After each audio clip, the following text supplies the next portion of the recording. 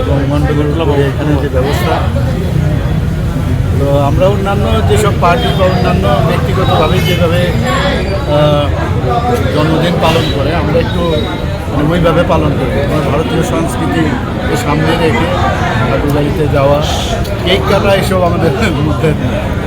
আজকে এখানে প্রতিনিয়তই যখনই ঠাকুরের কাছে যাই, আর আমরা সবসময় সকালে যখন ঘর থেকে বেরোই ঠাকুরকে স্মরণ করেই বেরোই। তো সেখান থেকে বেরিয়ে প্রথমে যে প্রার্থনাটা করি, আজকেও সে একই প্রার্থনা করি যে সমস্ত ত্রিপুরাবাসীর মঙ্গল কামনা করেছি, তাদের সুস্বাস্থ্যের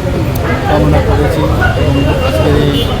মণ্ডলে এসেছি, মণ্ডলের সবার জন্য সুস্বাস্থ্যের অধিকারী হয়, তাদের জন্য মঙ্গল হয় এবং যতটুকু আমার পক্ষে সম্ভব আমার ব্যক্তিগত উদ্যোগেই হোক, আমাদের সরকারের তরফ থেকেই হোক বা পার্টির তরফ থেকেই হোক, আমরা সবাই মিলে একসাথে এই রাজ্যকে একটা মানে উন্নয়নের শিখরে নিয়ে যাওয়ার, মাননীয় প্রধানমন্ত্রীজি বারবার যেটা বলছেন যে সবাইকে নিয়ে আমাদের চলতে হবে,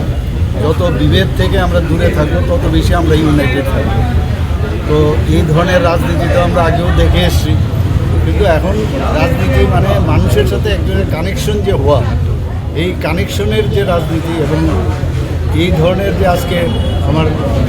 আজকের বিশেষ দিন আমাকে এখানে যেভাবে ওনারা এই অ্যারেঞ্জমেন্ট করেছে তার জন্য আমি আটবটওয়ালি মণ্ডলকে আমি ধন্যবাদ দেবো। এবং আমরা প্রতিদিনই আমরা ভগবানের কাছে প্রার্থনা করি এবং সবাই ভালো থাকুক,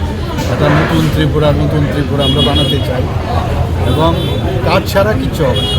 আর কাজের নিরিখেই আমরা আমাদের পার্টিতে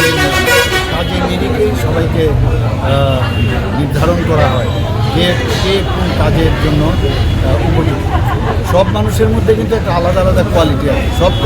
সব মানুষ করবে সেটা কিন্তু যদি আমরা চিন্তা করি তাহলে ভুল হবে এবং সবাইকে সব জায়গার মধ্যে দিয়ে একটা সমষ্টিগত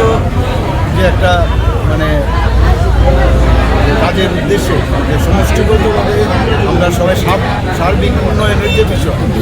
তো সেই সার্বিক উন্নয়নের জন্যই আমরা সবাই একসাথে যদি মিলেমিশে কাজ করি তবেই